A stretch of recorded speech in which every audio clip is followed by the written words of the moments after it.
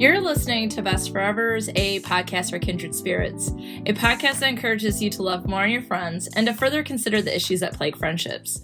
I'm Alysa Lucas, and it's time to go back to summertime when all the tweens went to camp. I'm so excited. Good friend of the podcast is back for an episode in our Best Forevers book club series. Hi, Claire. Hi. There she is. Hey, did you go to summer camp? I didn't, which is why I loved these books, because I never got to have that experience. I was like, all right, I'll just live vicariously through a book. It'll be great. Oh, man. Then I have to amend my introduction. Where some tweens go to camp.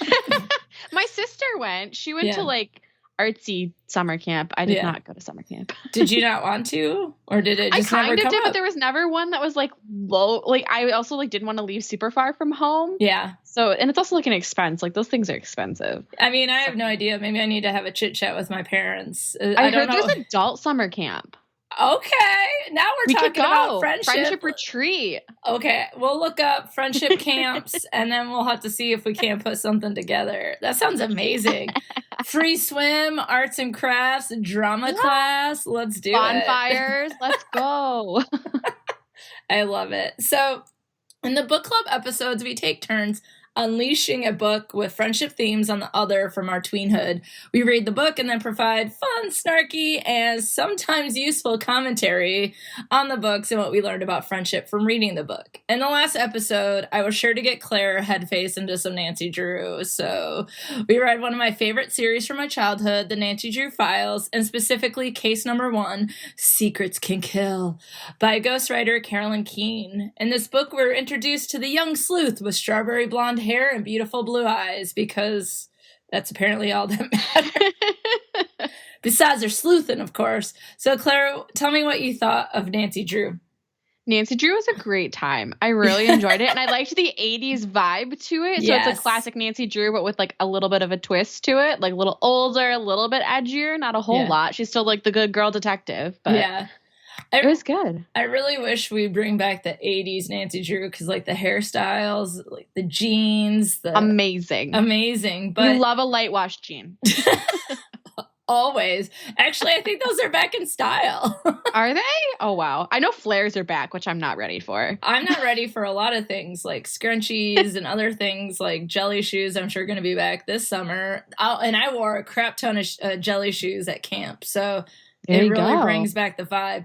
But there is a new Nancy Drew that you brought to my attention, and that was the CW has the Nancy Drew show, which is really interesting because it's a time. It is a time. It felt very like Riverdale-y, but like they completely changed generally all the characters. Like the characters are there, but it's not Ned Nickerson as we know him. Yeah, and they Riverdaled him. They Riverdaled him. And then also it was based around a murder, but it also got ghost vibes? And I'm in the middle of the first season and I enjoyed it. But also, if you're like the Nancy Drew with the original hardback, you know, the yellow, like this might be a hard time. That might be a hard pass for you. It's okay. I don't blame you because I was a little unsure. Yeah. But I also enjoy things that I love. I also enjoy people bringing it back so new people can enjoy it. So like there's a new generation of Nancy Drew fans and I'm on board with that. So yeah. And if they're really into it, maybe they go seek out the old books and kind of see where the origin story is from and all that. So. Yeah. Let me know when you get to the 80s.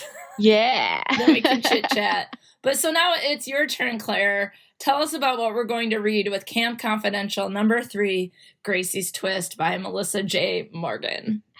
Yeah, so in general, the Camp Confidential books were books I read when I was like probably 11 or 12, like middle school age. So these are a little bit younger than what I've picked in the past, but they're a good time. I think I read all 25 of them at one point. I don't know if like not all at once. I think I found them when there's about 20 of them out. And then like the last 5, I was like patiently like waiting at Borders trying to get my copy of the new one. There's tween Claire being like, TikTok, where's my 21st book? Also Rip Borders. Like this book brought back great memories of me sitting in Borders. Like just bought the copy, couldn't wait to get home, just started reading it there. Oh, that's so cute. So it's a series, much like many of the books we've already read, like Sweet Valley High, and you had, what was the book we read about the girls? It was The Click. The Click. Right? That was a series. Babysitter's Club. Like, Yeah. we're dealing with a lot of tween series that exist. And so I'm excited. I loved Camp, and so I'm really excited about Camp Confidential. So I get to read the back cover because it's not my book. Let's go. Let's go. All right. Quote, I'm having a lot of fun this summer at Camp Lakeview, but things could be better. Sure, I'm really funny, but I don't have any one best friend. So sometimes I feel like a third wheel. And I'm so busy with my parents' special arrangements, I'm so ready to give up and goof off for the rest of the summer. But that's what got me into trouble the last time. Back to the ... which Sweet Valley High started way back in the day. Love an ellipsis. Yes. So everyone in Bunk 3C agrees that Grace Matthews is a riot. Funny and silly. She's not afraid to do anything for a smile. But behind all the laughter, Grace isn't as carefree as she'd like everyone to think. She's tired of having to read all the time while everyone else gets to enjoy camp. Yeah, reading's the worst. As we do a book club on a podcast. Exactly. And while she likes being everyone's friend, Grace feels lonely without a best friend. Maybe that's why she starts hanging out with Gabby, a girl from a rival bunk. But when Gabby starts behaving like a bully, Grace can't laugh it off. Is it finally time for Grace to get serious? Wow. The drama. It is the drama. So I do have to say, like, going down to the questions, what I thought about this, I enjoyed this book. First off, this is the first time Claire has had a book I can read in under 2 hours. So let's note that for the record. You're welcome. Thank you. Yes, thank you. It's a very busy time. I needed that freedom of time to do other things. But as we'll get into the book and talking about some of the things we learned about friendship, I thought this is one of the best books we've read about friendship, where you could see like bad relationships become healthy or people cutting each other out if they were toxic, and just like learning a lesson, right? And so What did you think with your reread of the book? So much nostalgia. I loved these books so much. And like, not yeah, we learned about these. Claire at Borders. We do know. I know. I love it. But there's not, like, I don't think that many people read these books. I don't know any of my friends that really read these. I kind of devoured them on my own and kind of lived in my own little world with them. And it's nice to go back to that, like, comfort place, because it was like I didn't go to summer camp as we talked about, so I got to kind of revisit. I love summer in general as a season, so the summer vibes were much needed this January. It's cold, it snowed this weekend. Yes. Like, I live in Mount Pleasant, Michigan, and we had, I think, 8 inches of snow. And you live in the Detroit-ish area. Yeah. So, and how much snow did you get? Did you get any? Probably like 3, but we also got freezing rain, so it was kind of icy, gross. So you got like the cherry on top of the snow, so a little ice. Yeah, it was great. So it was nice to dive back in underneath my warm covers on the couch with my menagerie of pets and read about summer camp. So I get that. So tell me, where did your book come from? Did you check it out from the library? Did you buy it online? Is it your original copy?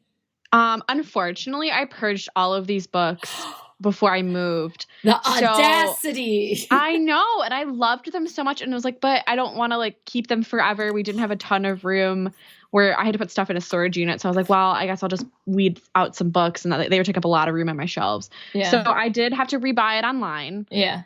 But I mean, they're not super popular, so it's not like it was a great expense for me to rebuy it. But yeah, it was a couple bucks. My copy doesn't have anything special about it, though. No. It's a very clean copy. So it makes me go, did anyone read these books? Because I actually had a hard time finding this book, which is Camp Confidential #3, Camp Gracie's Twist. I actually went to the local library and had a real difficult time finding it. I had some trouble online, and it just was like, wow, this is like a good kept secret. Yeah, my local library I know used to have copies. I don't know if they still do. But I probably should check that out. Oops. But you're fine. Now you have a copy to put back on your shelf. Yeah, it'll go with my other buys for this podcast. I had them all in a little collection, my little friendship shelf. Oh, that's cute. Everyone should have a friendship library. Take a picture of your friendship shelf. Okay. Oh, that's so cute. And then also, I mean, I guess I could probably reimburse you for those books. Oh gosh, no, it was like $4. It's fine. I'm just like, can you buy this expensive book?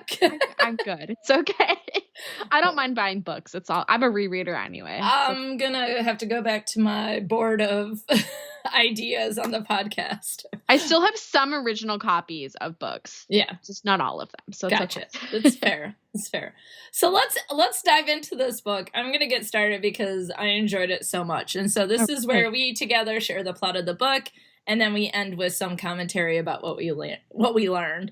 And so this book is split into 11 chapters, which wasn't a lot. And so we're going to break it down about what happens in each chapter. And we're going to tag team it. Sound good? Sound great. Let's go. All right, let's do this. So the book starts with Grace writing her best friend Emily a letter from camp. And it says, quote, "Dear Emily, hey there, Chiquita. What's up back in Boringtown, USA? Way to drag your friend. Like, hope you're having a lame summer back home. Losers don't go to camp." Sorry, Claire. But she's like, "I bet you've been spending the whole summer just lying by the pool, right? I'm having a blast here at Camp Lakeview, as if that was any sort of surprise. My bunkmates rule. They're almost as cool as you." Calm down, I said, almost. "I'm in the same bunk as Bryn, Jenna, and Alex again, which is so much fun. It's hard to believe I haven't seen them since last summer. We just slipped right back into our old friendship. I'm lucky to have so many friends here. Not that they'll ever replace you, my bestest friend in the world. I wish you could come to Lakeview too. It's weird not seeing you for the entire summer, and I know you're probably mad at me. I'm sorry I haven't written yet, but you know how it is. I keep meaning to, but then, whatever." "I haven't told you the most amazing thing. One of the new girls in my bunk, Natalie, is the daughter of Tad Maxwell. Can you believe it? He came to Lakeview with his girlfriend once in the early days of camp, but he couldn't make it for visiting day last week. If only my parents were famous movie stars, they would be too busy to get here for a visit. But no, they showed up with another boring book for me to read. Ugh. Can you believe it? Jenna's parents brought a truckload of food in their care package, and my parents bring the Jungle Book. Why would anyone want to read when they can just watch the cartoon? Anyway, Mom and Dad spent the whole time lecturing me, as I'm sure you can imagine," end quote. And that letter is beautifully written on page 7 of the book. And I'm not being facetious. I think this is so on point for the age group of what they're writing about. And also, it reminds me of getting letters from my friend Allison, who would go to orchestra camp, and I still have all the letters that she sent me. Cool. Yeah, so like it just reminds me, like, hey Chiquita, like, I don't know, like little nicknames and Boringtown and all that kind of good stuff. So I was started out the book with like really warm feelings. So it goes into Grace is supposed to be reading The Call of the Wild, or maybe finishing this letter to her friend Emily, but she'd rather instead hang with her bunkmates. We meet a large group of bunk buddies, including Jenny and Julie, and Julie's the counselor, but she's known Jenna for years, so that's like the adult of the bunk, but they know each other, right? Then you have Bryn and Alex, Sarah and Valerie, Candace and Jesse, Alyssa and Nat, and Chelsea and Karen, which is even amazing to Grace because Karen's like the timid girl of the bunk, and she can't even believe that she has a camp best friend in Chelsea. So although Grace fits in with all these girls in her bunk, she notices that every girl is buddied up except for her. She feels some envy, and that's my word, not the book's word. I had to correct him.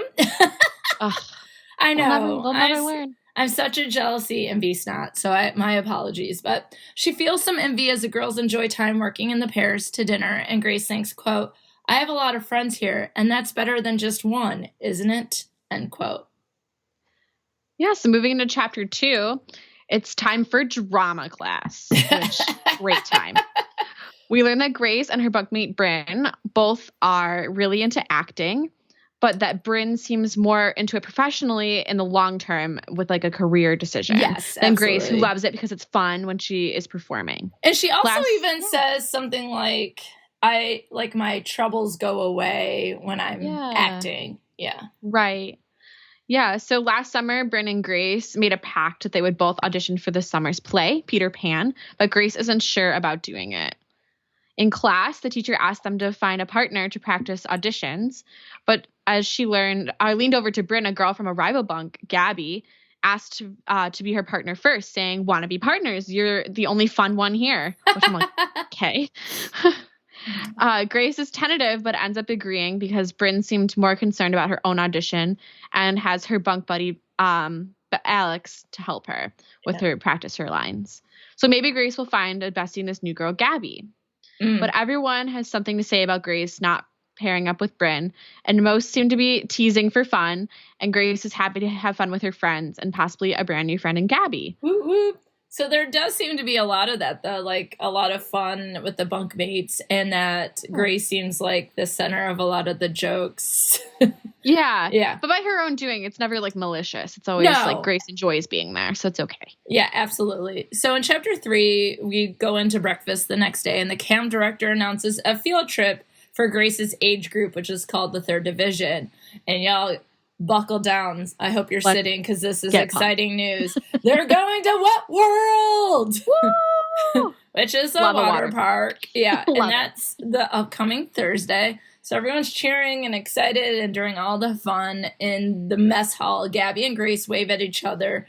Grace is so excited and lets her bunk friends know she's riding every single water ride.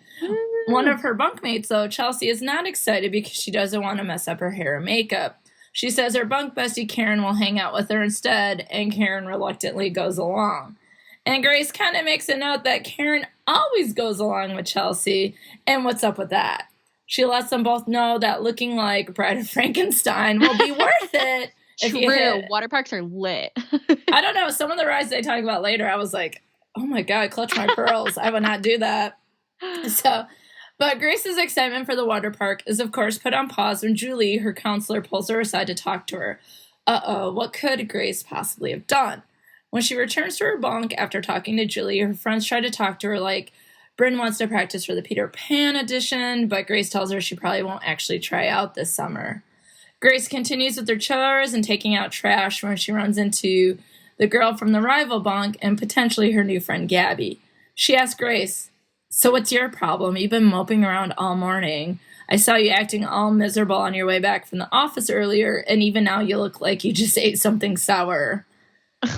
Grace wasn't sure what was going on because Gabby was being kind of rude, but she's also asking if Grace is okay, so she's like, well, that's nice. Weird mixed messages here. Yeah, exactly. And Gabby asked her to hang out during siesta time. Like, this camp sounds amazing. It's perfect. Which, rival bunks do not hang out, but who's really going to mind if Grace and Gabby spend time together? I can think of several people. Yes, like all of them in the bunk. Including Grace. Yes. Spoiler alert. Okay, so back at lunch, her bunkmates ask her about her meeting with Julie, and they tease her about Gabby again, but Grace is mad at Chelsea because she's being snotty. Quote, maybe if my bunkmates acted more like my friends are supposed to, I wouldn't have to look for a best friend in 3A, end quote. She stormed out and was mad, but not at her friends. Grace was actually mad at herself. The plot thickens. Yes. Grace and Bryn are back killing it in drama class with their improv routine, where they received characters of a lady and a detective and the word mouse. They had the entire class laughing and clapping, including one guy in particular, Devin. Uh-oh, now we got the boy. Hello. And after they end their routine, Bryn encourages Grace to go for the audition again. If you try and get a role in the play, this is the kind of applause you'll get, she tells Grace. And Grace avoided the conversation by saying, we're a good team. And it's like, I mean, yeah, you could still audition. Yeah. The drama teacher also gave Grace credit for her performance and suggested she participate in audition for the play. But Grace was concerned no 3rd Division folks would be up for the part because they're younger than the other campers. Mm-hmm. Bethany made it clear that anyone can earn a role in the play, but Grace felt worse because she can't audition for the play. Why can't she audition? Come on, Grace. Well, we'll find something out. else at play here. Yeah. No pun intended. I did not think about that one. That was great. After drama class, Grace went to free swim and thought she would join Natalie and Alysa. Or Alicia. I said Alysa. It's probably Alyssa, but I appreciate that I'm your first reference now. There you go. Yep. I'm doing my little, like, I just won Miss America wave. Yes. The camp does not allow people to swim alone, but rather swim in pairs, and it allows trios. But Gabby approaches her and says she's been waiting for Gracie's to be her swim buddy. Grace first wonders why the girl is calling her Gracie. She already gave the girl a nickname. Like, we're not like that. Like, we're not at that level yet, bro. Like, yeah, exactly. Back it off. And why she's assuming that Grace would be her swim buddy in the first place. But it was kind of flattering, like they're maybe going to become friends where something like being swim buddies is a given. So they go swimming. You know, can we pause for a second? Because I think what's interesting is that Grace notices that all of her bunkmates are paired off and that she's looking for like another best friend. And that even the camp sort of perpetuates that by having the pairs swim together. And the trios is really like, it's okay, but it's like they're still bending the rules to allow people to do it. You know, it's kind of like they're not supposed to, but it's like, okay. And so it's like they're already encouraging that you find one person to hang out with. And so I think that's fascinating. Yeah, it's like you could phrase it instead of like being, find a swim buddy, like don't swim alone. Yeah. Like make sure you have other people. So like don't put it into that default of like you need to have one other person to go with. Like just don't be by yourself. Exactly. So that night, Grace is trying to read her book, but Chelsea asked her why she was pretending to read. We've all been there, though, when something more interesting is happening around you, but you already have the book open. You're like, well, I'll just like keep pretending to look at it and pay attention to what's going on over there. You're like snooping on the sly, maybe not so sly. Grace was in a mood and didn't want to hang out with her bunkmates like she usually did. Marissa is reading their nightly magazine quiz aloud to the bunk, and finally Grace joins them, leaving the book to read the next day. Yeah, so she's like, I want to hear about this fun quiz and be with my friends rather than reading. So yes.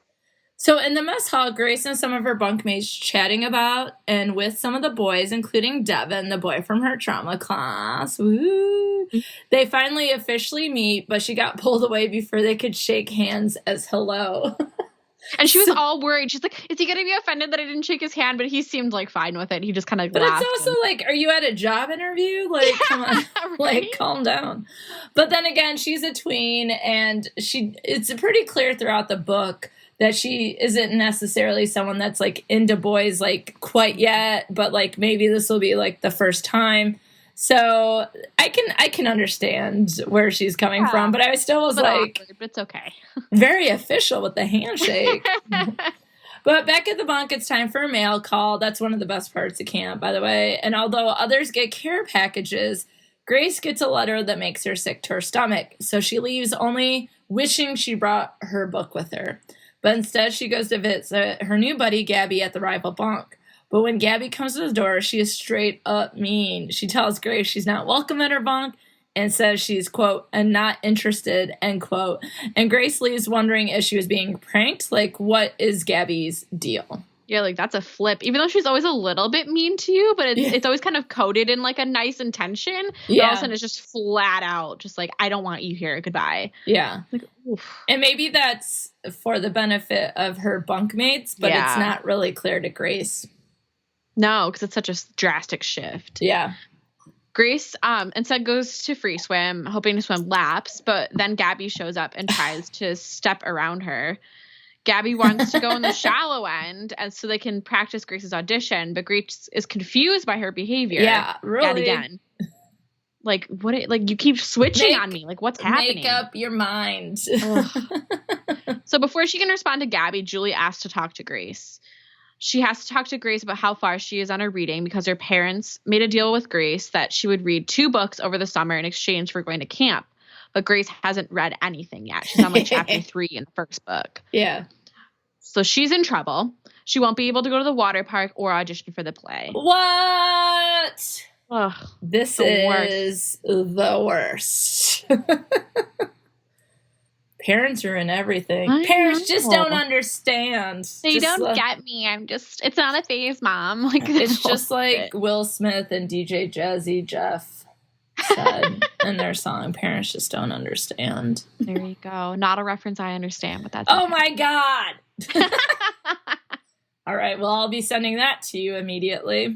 Sounds good. I'm looking forward to it. So as Grace was entering the conversation with Julie, she noticed that Gabby was hiding in the canoes and overheard everything. This girl Like, chill, mind your own business. doesn't know how to act. So Grace calms down and walks back to the bunk with her with besties, Natalie and Alysa. I'm going to call her Alysa out of spite. That's her Thank name you. now. For Good all try. the times that I've been Alyssa, she deserves to be Alysa here. There you go. It's fine. Yeah. She's artsy too. Like, she would have like a kind of a twist on her name, I feel she like. probably would. There's like an accent somewhere. Yeah. I love it. So the girls are talking about riding to the water park together on the bus, squeezed into a seat as a trio. Plans made. They're all set. Yep. But Gabby comes up behind the group. I can't believe you. You're supposed to sit with me on the field trip bus, obviously. And Grace is confused, and so am I, because they never talked about sitting together. Like, no one knows what you're talking about, Gabby. You're coming out of nowhere. Like, where are you getting this? Yeah. So they get into a spat over the bunk, the seat, and even more. And Gabby tells Grace to stop being a baby, which is like rude. Yeah. And then calls her a rotten friend, which is like, that's pot calling the kettle. All right. For not agreeing to sit with her. But then it goes further by telling her bunkmates that Grace probably wouldn't even be able to go on the field trip anyway. So rude. Listened rude. to that conversation. Violation of friendship code rule number 1. Do not violate one's privacies and confidences. Protect their secrets. Especially when you are not like privileged. You're not even like that. It wasn't even disclosed to you. You overheard. Like, gross. Not even overheard. She purposely intended to get the information. Right. Because she was hiding in the canoes. Yeah. So Grace's friends can't believe Gabby. Like, Grace wouldn't lie to us. But it comes out that that's actually true, and Grace stomps off to the office. And she is a girl with a mission, because there is a computer in the office of the director, and he lets her send an email to her parents. And she writes her parents a very worded email. Quote, "Dear Mom and Dad, I can't believe you're doing this! ! Why are you trying to ruin my life? Now everyone knows that I can't go to the water park, or at least they will know soon. I'm not sure whether they'll be mad at me or feel sorry for me, but either way, they're not going to act normal around me for the rest of the summer. It's humiliating. Why can't you just let me be normal and do things everyone else gets to do? It isn't fair. I promise I'll finish the books. Just please, please, please let me go to the water park and try out for the play and be normal. I know you're mad at me, but please don't ruin my whole summer. I love acting so much and you're taking it away. Please let me audition and let me go to Wet World. I'll read as many books as you want." End quote. She sends the email and has regret for like half a second, and then heads back to her bunkmates to share her secret finally. Grace, and we all sent a message we kind of regretted after we sent it. That's why you gotta need to sit on it for a few before you send it anywhere. So this is her big secret, and I hope everyone is sitting down for this, because if you're driving, you might want to pull over. Yeah. This is serious. Grace failed her reading class and has a deal with her parents to read 2 books during summer camp so that she could actually be here. But she hasn't really read anything. As Claire says, she's in chapter 3. Her friends were understanding, although Chelsea wondered who fails reading. And she's like, unless you're dyslexic or, something like that. And I thought that was the plot twist for a minute. Like, I was like, oh, does she have like dyslexia? She really struggles, or like ADHD and like struggles to focus on reading? No, she just rather have fun than do unfun things like reading. I was like, oh, are we going to get some like representation for like neurodivergence? No. Okay. But Jenna calls her a flake and says she has to finish the books, and they all agree.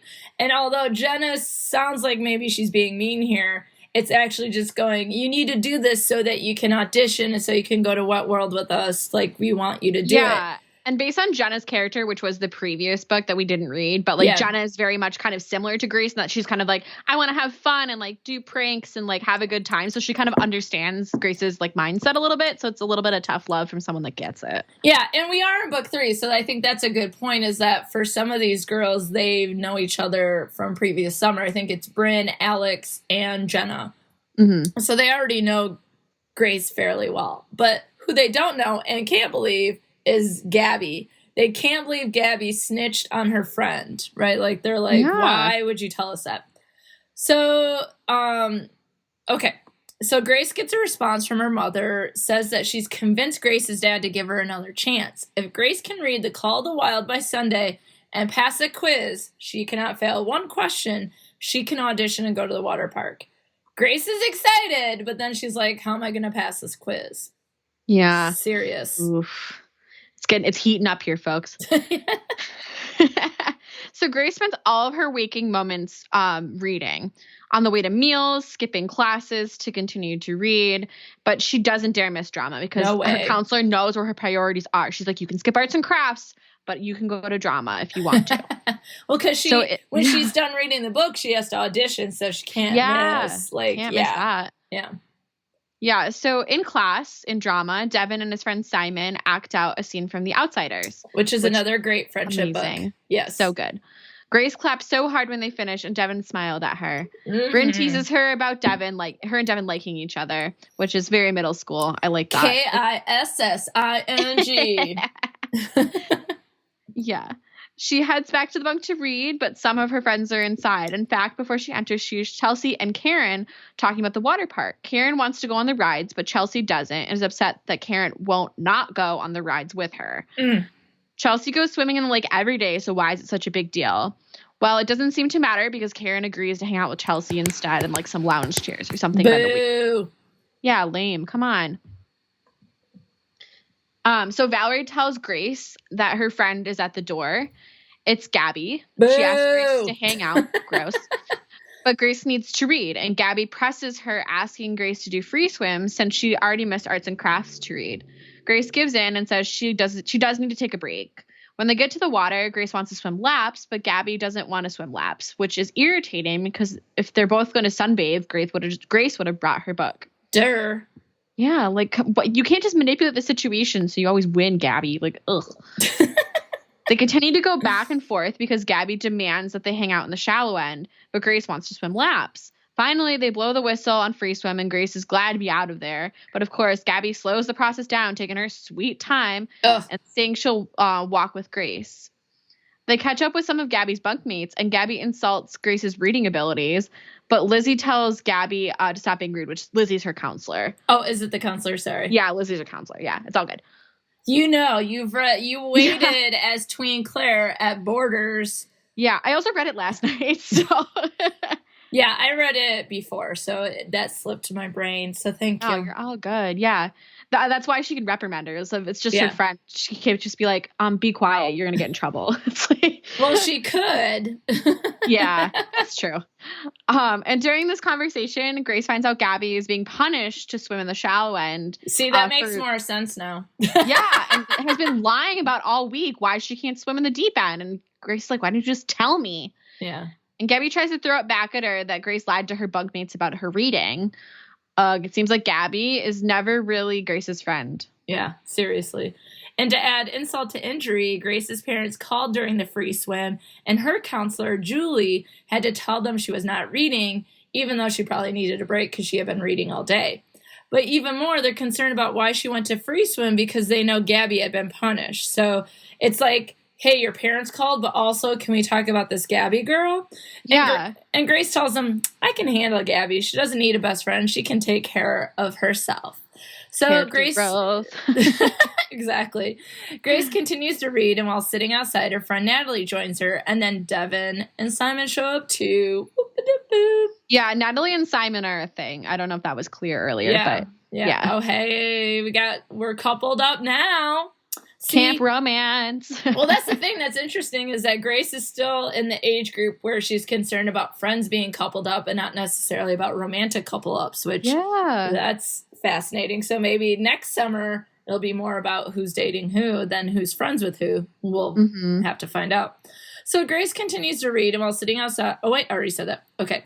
Devin tells Grace that he loves that book and that reading helps actors. And, of course, Natalie teases Grace again about liking Devin on the way back to the bunk. But I also think that was a little motivating to Grace, like, oh, yeah. Devin likes this book, so I have to let him know when I've reached the part that he talked about. Yeah, we can talk about it once I finish. Yeah. It'll be great bonding.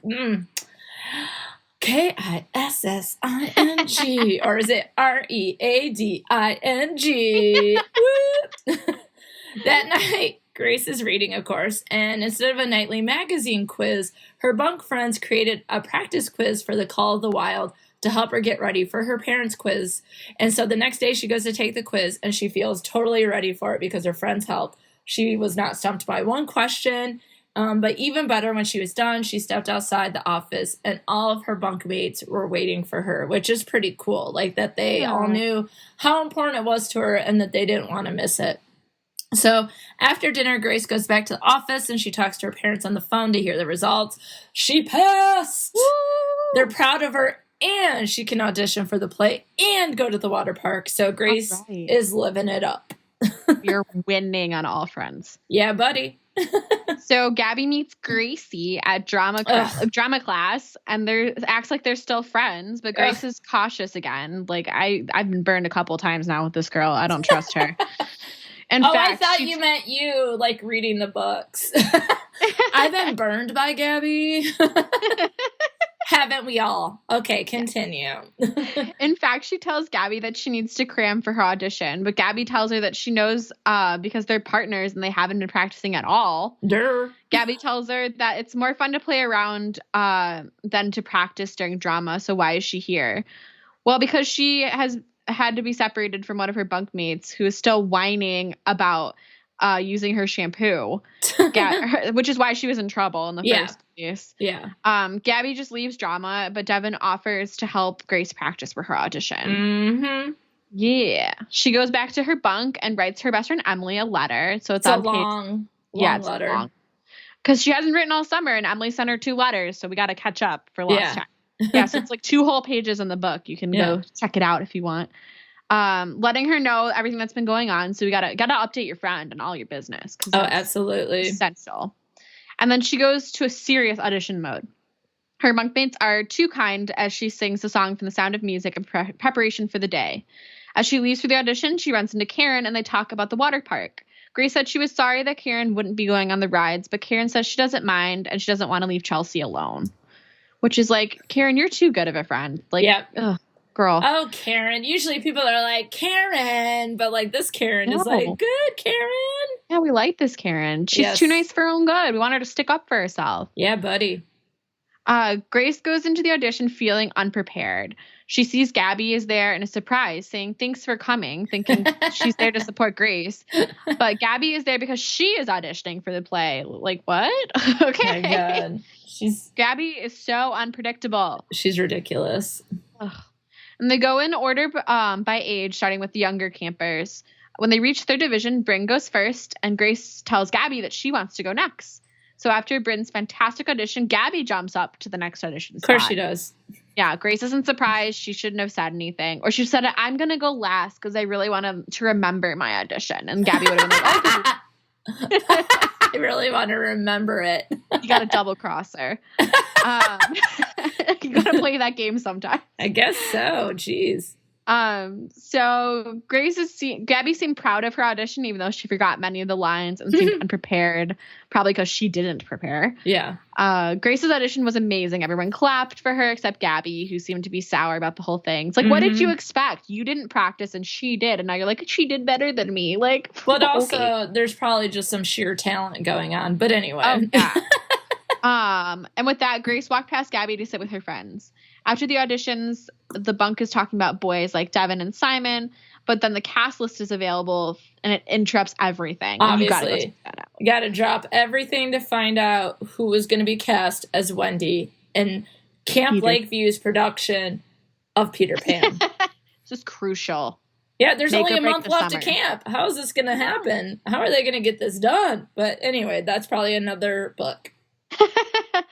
The talk is that a 3rd division camper got the lead part, so it must be Bryn. Gabby tells her that it isn't. Grace asks Gabby, why do you have to be so mean? But Bryn isn't upset because it must mean Grace got the lead part, and Grace did get the part of Wendy. Woo! Celebrate! Yeah! So, as you can imagine, Grace wakes up the next day with a huge smile on her face. She read the book, she passed the quiz, got the part of Wendy, and now it's time for the boo water park.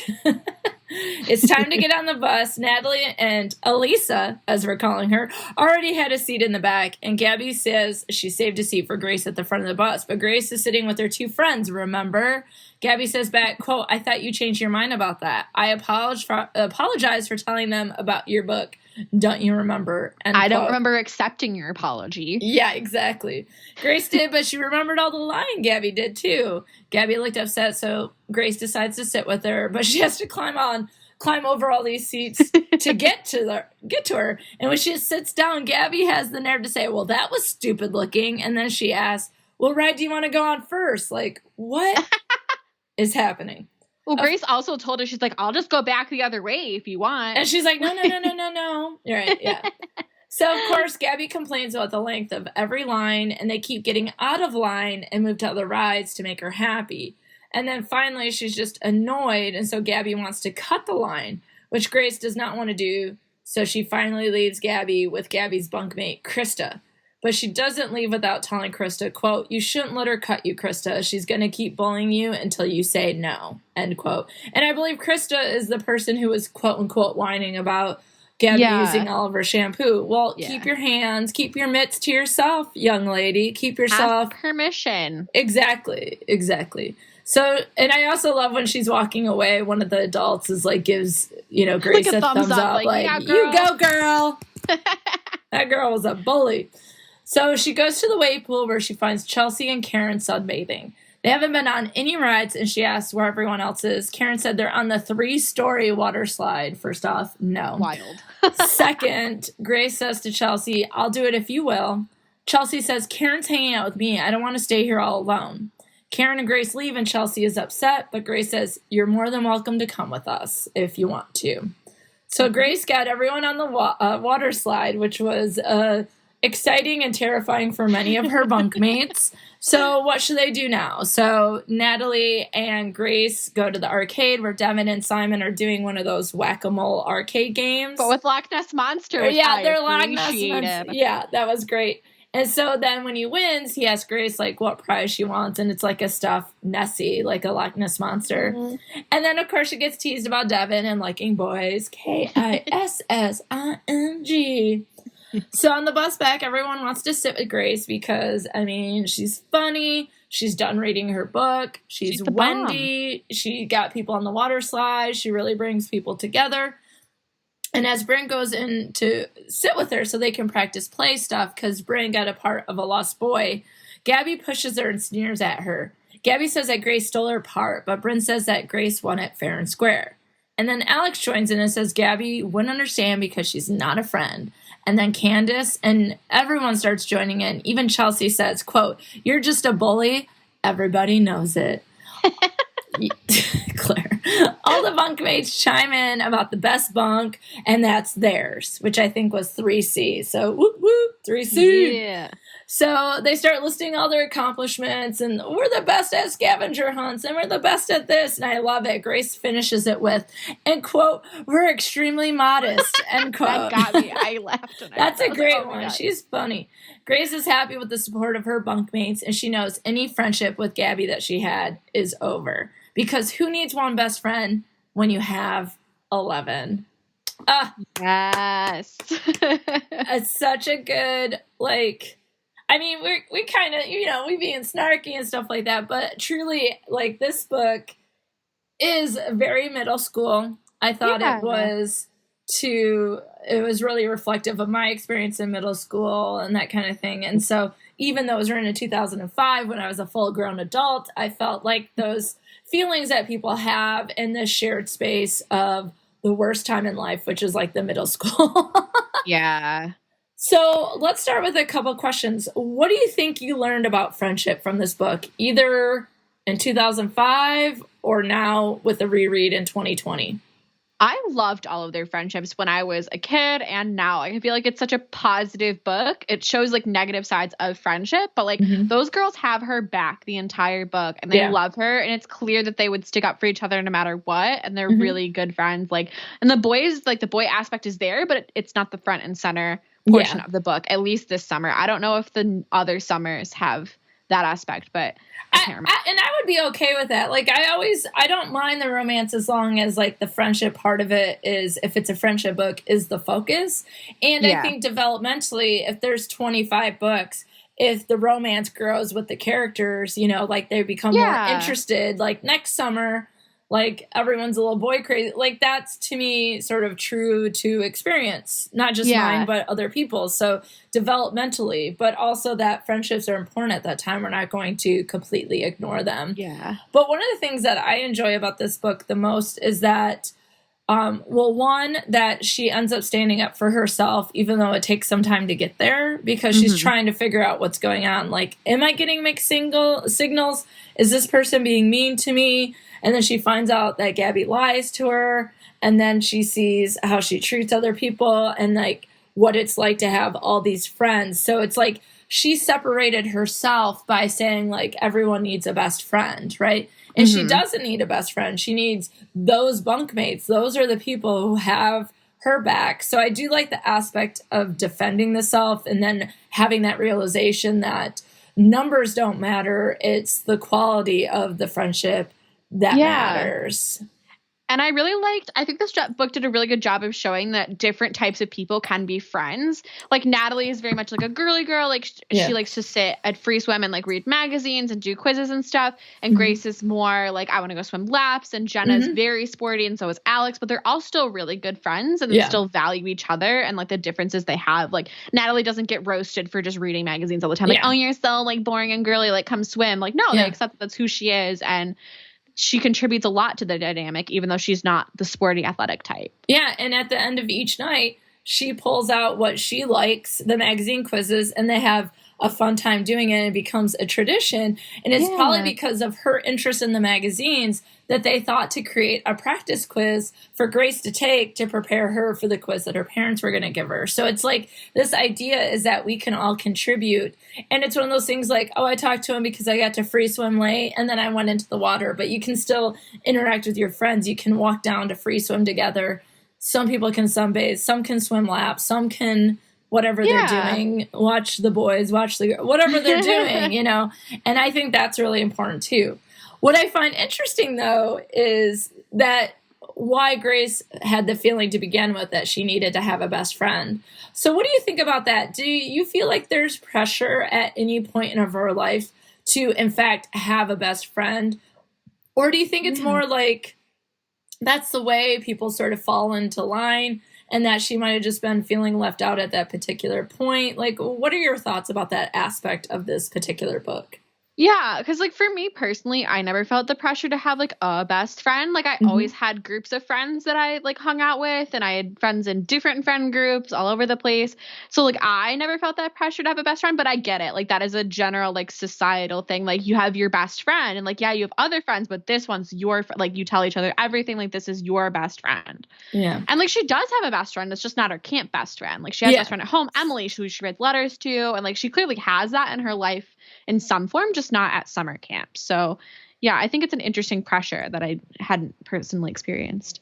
Yeah, I do think that there is, like, when people already have that built-in sort of support or, like, oh, we're going into this situation at camp that's new and different and is kind of, scary or whatever the case is, that I have this person automatically who's going to be there for me. And it kind of reminds me when I went to the first Murderino meetup. So for the Michigan, My Favorite Murder fans, we have a group called Min Murderino. And 3 years ago, there was a meetup, and there was supposed to be 30 people there. And there was only 6 of us, probably because a lot of people, like, anxiety or even just chickened out because you don't know anyone. And me and Kate cheated because we went together. So, we walked in like, hey, we come as a package in a way. But it's also at the same time, that's fine, but all 6 of us can be friends, and we're all very different. We all add to it. But I do think like middle school or in situations like camp, when popularity is key, that it might feel like there's more pressure to have friends. But I would say now, like when people are adults, it's not to have a best friend, it's to have any connections at all, because making friends is so hard. And so at this point, it's like, take advantage of being able to make all these friends, because it does decrease over time, right? But I think that's one of the great things about this particular book, is that over the time, Grace learns that, she would rather have lots of friends than one friend who's bad to her. And I think that is really important, and that she's like, I'm not going to stick up for this bully. I'm not going to let this person walk all over me. And I have to say, for someone who's that young, that I think a lot of times we're afraid to rock the boat or to be bullied or those sorts of things. So we don't say anything. Like a lot of times it's like, well, she looks upset. So it's like, you don't want to leave them out. But then it's like, but she's upset, but she's also mean. So like, why would I want to spend the time with her? And so I did really enjoy that over time. She sort of learns at first, like, I need to have a best friend. So it's okay to make new friends, which it totally is. And then she makes this friend who isn't friendly at all. And she wants to make sure the person is included. So she kind of goes through that. Then she kind of goes through like, this person is mean. How do I drop her? And then with the confidence of being like, no, you're a bully and I'm not going to allow it.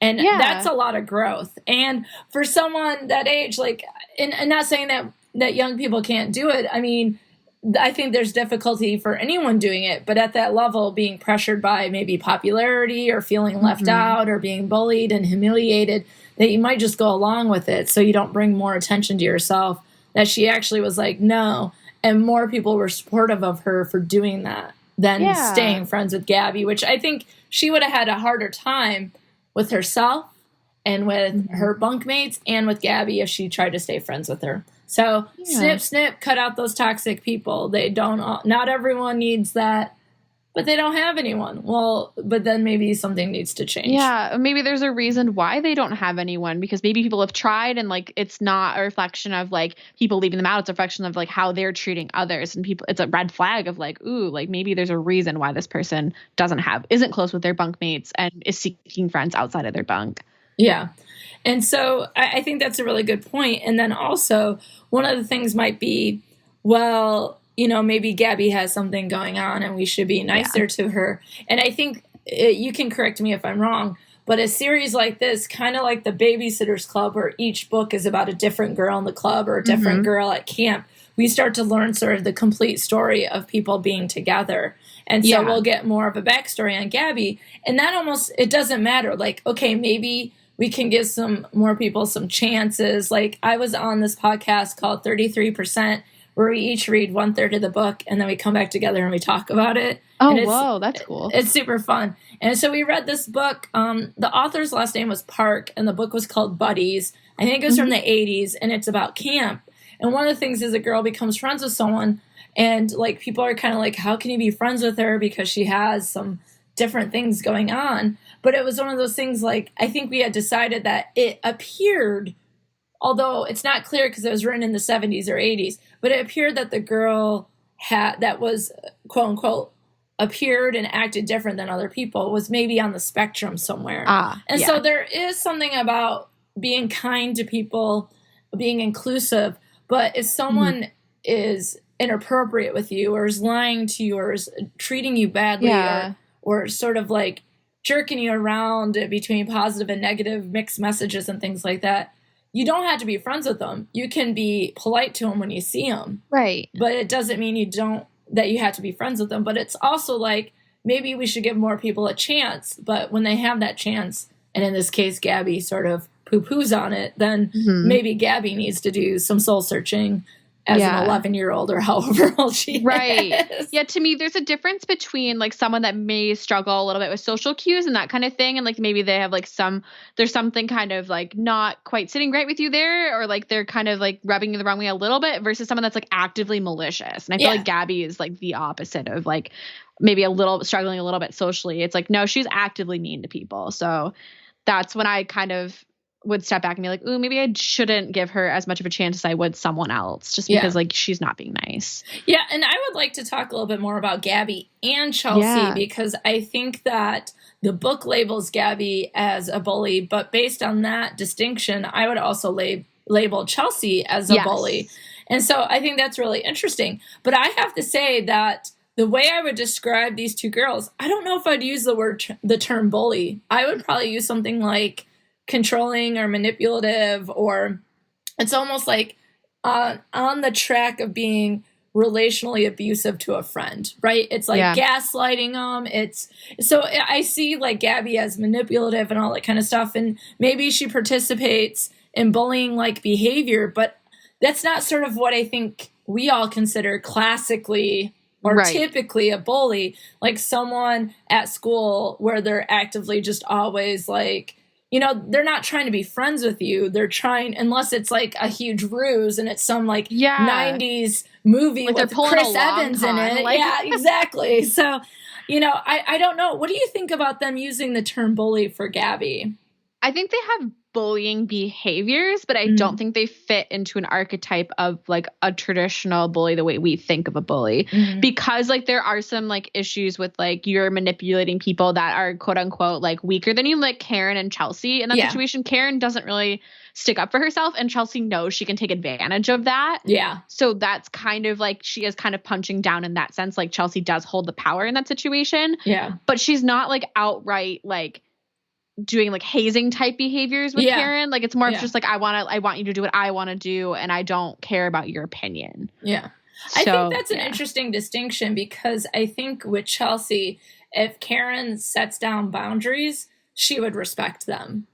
And so I think it would change, but you're making a face like, wait till you get to the Chelsea book. I'm just trying to think of like their relationship throughout the books. It's been so long since I read these. Yeah. But I think like Chelsea is kind of, I think she struggles with stuff in her book later. And it kind of becomes clear as to why she's kind of having these controlling behaviors and like trying to gain that kind of control through controlling someone else. I just can't quite remember the whole plot. Yeah. I'll Google and that. And that's fine. You know, because it's one of those things like, again, that doesn't necessarily give people a pass to treating other people badly. But, you know, maybe one of the things is when reading a book like this, I think what 11-year-old Alysa could take away is that I have to stick up for myself and that my true friends will stick up for me and that I don't need to be mistreated by people. And so it's, you know, if I want to go on the water rides, I should be able to go on the water rides. There isn't anything that should keep me from being able to do this fun thing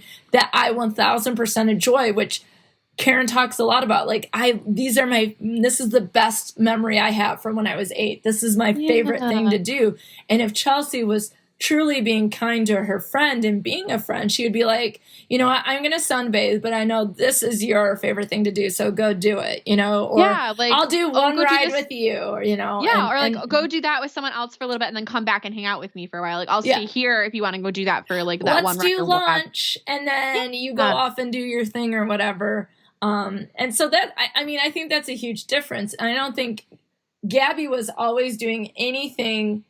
I guess that's what they have in common. Both Gabby and Chelsea were just doing whatever they could to other people to make things happen for themselves. But I do still think that Gabby turns everyone off.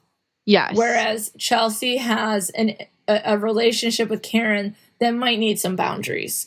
And that if we could give advice to the girls, that we might say, Karen, I think you should set your foot down when it comes to this thing, and that you might have a better friendship because of it. So, What anything else that sticks out from the book? I mean, to be honest, I truly think this is one of the best stories that we've read about friendship, where it's not all like scandal with Sweet Valley High. Yeah.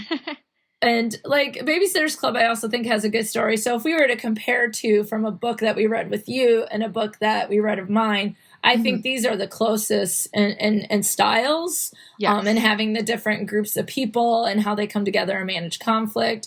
But there was more so in this movie, the interaction of sort of the group of friends with an external group of people. But that the other ones was like very specific storylines, like Percy Jackson. Yeah. But this one was like, here's a lesson that can be told. And I thought it was one where if I was a parent, or I can see my parents wanting me to read this when I was younger to learn something from it. So if you have tween kids, that this might be a book. It might be a series that now having only read one of the books, it might be a series that provides a lot of good moral of the story or themes or advice for young people. Bring these books back. They weren't super popular when I was a kid. Maybe we can make them popular now, you know? Yeah, can we make them popular now by talking about the scandal we were texting about last night? Yeah. Oh my gosh. Tell us everything. Spill the camp tea. So I couldn't remember like who, like the author of these books is Melissa J. Morgan. That's what it says on the cover. That's what it says. Yeah, that's what we were told by the establishment. Let's stick it to the man. Yes. So I was like, oh, I'll just Google and like find her website and see if she's written anything else just for like reference. And I texted you, I was like, have you found anything on this woman? Like she's a ghost. Like she doesn't exist anywhere on the internet. She's like Kaiser Soze from Usual Suspects. Have you seen that movie at least? No. Oh my God. So much education needs to happen. But those of you who are my age or seen the movie be like, that was a good one, Alysa. Okay. He's gone. Yeah, so we were Googling, we're both trying to find stuff. And then I kind of realized, I heard something like a long time ago. I think I was listening to like a book podcast back in the day. And they talked about this thing called packaging companies, where a lot of young adult and like tween books get ghost written and like they pay by the word or they pay like upfront a flat sum to like unknown authors and they don't get any credit for their work. Like they give them a plot and they're like, do this book. And it's like a way people get their foot in the door, but like they also get zero credit. So like Melissa J. Morgan doesn't exist as a person because she's probably made by a packaging company. Unless Melissa J. Morgan, if you're listening, please let us know what's going on. Are you like, safe? Girl, you okay? like blink if you're okay. Like blink once if you're okay. Blink twice if you. Well, no. Yeah, girl, just blink. We need to know if you're okay. But one of the things is when we were talking about this, I was like, this pretty much seems like every tween series that we've read. Now, Francine Pascal is a ghostwriter. Carolyn Keene is a ghostwriter. That's Sweet Valley High and Nancy Drew. Anna Martin exists, and she posts on her Facebook, so we know she's. Does. And exciting news: Netflix is doing a Babysitters Club series, and we will have to do all sorts of good stuff with that when that comes out. I can't wait! I'm so excited. So we know she exists. We know the Clique and the Spy Girl and the Percy Jackson. They all exist, but it's this interesting like. Where there's so many Nancy Drews, there's so many Sweet Valley Highs, and they just crank them out. And it's I was just gonna say, it makes me go, who decides what themes need to take place? Like, what group is packaging Camp Confidential because they're doing a better job than say Sweet Valley High did, you know? Right. And so it makes you wonder what that conference room or brainstorm sesh looks like and who that author is otherwise, like what other things they've written that they're not getting credit for this, and if they never made it because this is the only thing that they got. That makes me sad for the writers as well, you know? Yeah, and I was doing, like, as I was Googling about packaging companies, because there's not much out there about them, but one of the packaging companies that exist is Alloy Entertainment, and they made The Clique. The Clique is owned by Alloy Entertainment. Oh, okay. So, like, I think what happens is, like, if a book is successful, an author will, like, give their rights away and they'll just crank them out. Because there's a ton of Clique books and content related to it. So it's like, if it's a commercial success, they'll buy it out or whatever and then have ghostwriters finish it. But they want to have the consistency of the same author on the cover. Because people don't want to know it's changed hands. Like, they want to think it's the same person. Because even James Patterson at this point, who writes, like, the Alex Cross series, and he wrote the Women's Murder Club, which we should do the first book of that for one in the future, because that one was like, as soon as he became super popular, if you look at his books, they were written by James Patterson. Now they all have 2 or 3 other authors on there besides him. So it makes you wonder, like, people are buying because it's James Patterson, but the stories and the writing has changed a bit, you know? Yeah. And it's not saying I don't like the stories, but I thought the writing was better at the beginning. It makes me wonder how much he does right now. Right. But the Women's Murder Club would be a good one to do in the future. So we'll have to add that to our list. Yeah. So I thought this was a good choice, especially because I think we think of our camp friends fondly, and that there's probably lots of people who went to camp and think about that person. And, I still remember I went to Camp Greenwood. The colors were green and yellow. The mascot was an alligator, and we had a song, and I feel like I have to sing it because 41-year-old Alysa still knows it. Yes, represent Camp Greenwood. Camp Greenwood kids are the finest and the best, and they keep things going, and they never take a rest, and they have one yell, and they yell it all together. Camp Greenwood forever! Yes! Woo! Oh my gosh, that's so cute! Camp Greenwood forever! Yes! Oh my goodness. Yeah, good choice. And so now we're moving into some new waters because our next book choice is voted on by the listeners. And so we each pick 4 books, and I put them out for social medias for some votes. And now we're down to 2 books, one of mine and one of Claire's. So I'll tell you about my book, and Claire will tell you about hers. So my book that won out of the 4 was Summer Sisters, written by the Queen, who does exist, Judy Blume. So let me tell you what it says from Goodreads. In the summer of 1977, Victoria Leonard's world changed forever when Caitlin Summers chose her as a friend. Dazzling, reckless, Caitlin welcomed Vix into the heart of her sprawling, eccentric family, opening doors to a world of unimaginable privilege, sweeping her away to vacations on Martha's Vineyard, a magical windblown island where 2 friends became Summer Sisters. Now, years later, Vix is working in New York City, Caitlin is getting married on the vineyard, and the early magic of their long, complicated friendship has faded. But Caitlin has begged Vix to come to her wedding to be her maid of honor, and Vix knows that she will go for the friend whose casual betrayals she remembers all too well. Because Vix wants to understand what happened during the last shuddering summer, after all these years, she needs to know why her best friend, her summer sister, still has the power to break her heart. So this ain't the Judy Blume you read as a tween. This is adult Judy Blume. And we are moving out of tweendom in some ways for my book. So Claire, tell them about your book. So my book is The Sisterhood of the Traveling Pants by Anne Brashares. And this summary is from Goodreads. So Carmen got the jeans at a thrift shop. They didn't look all that great. They were worn, dirty, and speckled with bleach. On the night before she and her friends part for the summer, Carmen decides to toss them. But Tibby says they're great. She'd love to have them. Lena and Bridget also think they're fabulous. Lena decides that they should all try them on. Whoever they fit best will get them. Nobody knows why, but the pants fit perfectly on everyone. Even Carmen, who thinks she looks good in nothing. She never thinks she looks good. Who thinks she never looks good in anything? Excuse me. Yeah. But she thinks she looks good in the pants. Over a few bags of cheese puffs, they decide to form a sisterhood and take a vow of the Sisterhood of the Traveling Pants. The next morning, they say goodbye. And the journey of the pants in the most memorable summer of their lives begins.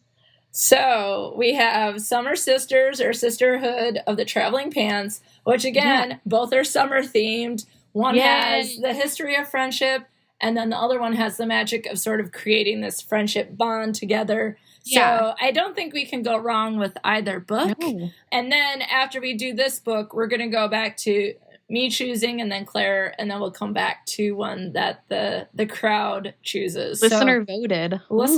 So get on Twitter, get on Facebook, get on Instagram, and let us know. Do you want Summer Sisters by the Bloom, or do you want Sisterhood of the Traveling Pants, which is probably one of the most popular friend books in the world? Yes, so it is. So let's see what people do. Okay, so until next time, friends, think about if you need one best friend, or maybe 11, because without our friends, who would we be? Thanks for listening to Best Forevers. If you like what you hear, be sure to subscribe, rate, review, and of course, share with a friend. Please be sure to follow Best Forevers on Facebook, Twitter, and Instagram at Best Forevers Pod, and I'm at Dr. Alysa Lucas on Twitter. You can always find the podcast webpage for more information at bestforeverspod.com, and share your stories of friendship by emailing me at bestforeverspod@gmail.com. And if you'd like to support the movement to love on our friends more, check out the podcast on patreon.com/bestforeverspod. Now, friends, check out this recommended podcast that you must get in your ear holes immediately.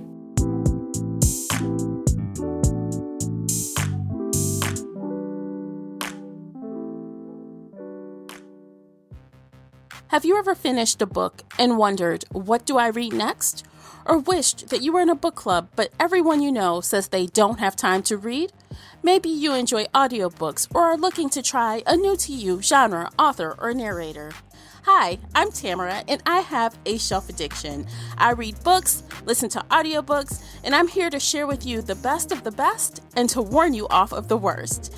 I hope to open your mind to new and awesome books to feed your inner book nerd. I have a unique and honest perspective, and I look forward to talking books with you. From entertaining book chats and interviews to 5-minute book reviews, there's something for every type of reader on the Shelf Addiction Podcast. Subscribe for free on your podcatcher of choice by going to shelfaddiction.com/podcast, and you too can have a shelf addiction.